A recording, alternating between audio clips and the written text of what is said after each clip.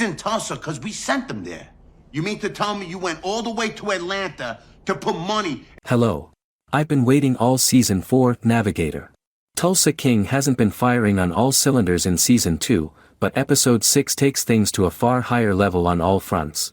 The previous episode's Atlanta sit-down yields a number of challenging new arrangements, while a burgeoning relationship develops in Dwight's camp. Tyson, despite his own short-sighted decision-making, endures an irrevocable catastrophe that reroutes the show's second half. This feels like a return to peak season 1 performance. The language crackles during the sit-down, demonstrating the importance of bringing all of these individuals together on occasion, and we emerge with multiple villains who pose a serious threat, not to mention another, potentially mysterious participant, but more on that later.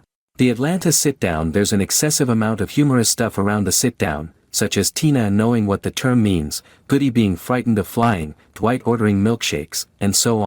However, save for the Invernizzi family, everyone appears to have had a good time.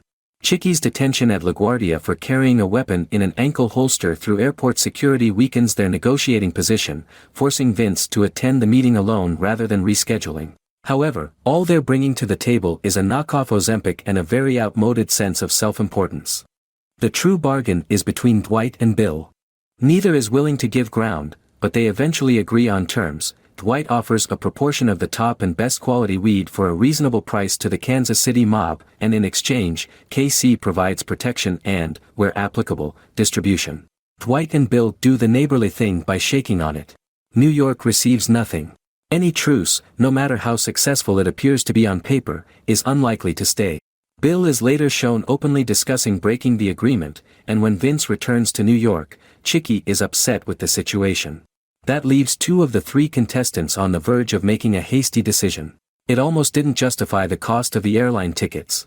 Manny experiences a crisis of conscience after learning about the attack on the wind farm, which resulted directly from the information he provided to Thresher. To be fair, that may not be the most appropriate description. He is mostly terrified of Dwight. In any case, Manny wants to leave and pays a personal visit to Thresher to inform him of this. But he's now in Thresher's pocket for $50,000, and Thresher appears to have men with such low moral standing that they'll gladly cut out his tongue and deliver it to his children. So he's caught between a rock and a hard place. He must continue to provide information to Thresher and is unable to turn to Dwight due to the information he has already provided. Thresher also appears to have more control over Jackie and his trafficked army than I previously gave him credit for.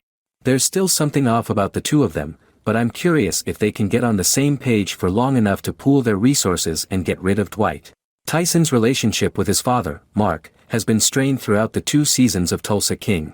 Tyson uses the titular car to shuttle his father around while Dwight is in Atlanta, demonstrating his loyalty and usefulness to Tulsa's more destitute populations in Navigator. Tyson chooses to buy the Navigator from Dwight and give it to his father after what turns out to be a bonding time.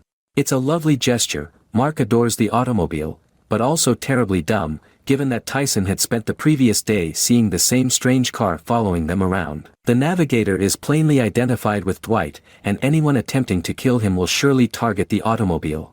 And this is exactly what happens. As Mark excitedly drives to work in his lovely new vehicle, Tyson notices the trail car driving away, and the Navigator explodes, possibly killing him. But who is accountable for the attack? It might be Jackie in reprisal for the wind farm attack, and based on his interaction with Thresher, I believe he is the most likely suspect. Despite Bill's plans to break the agreement reached during the meeting, the automobile was already following the Navigator while he was in Atlanta.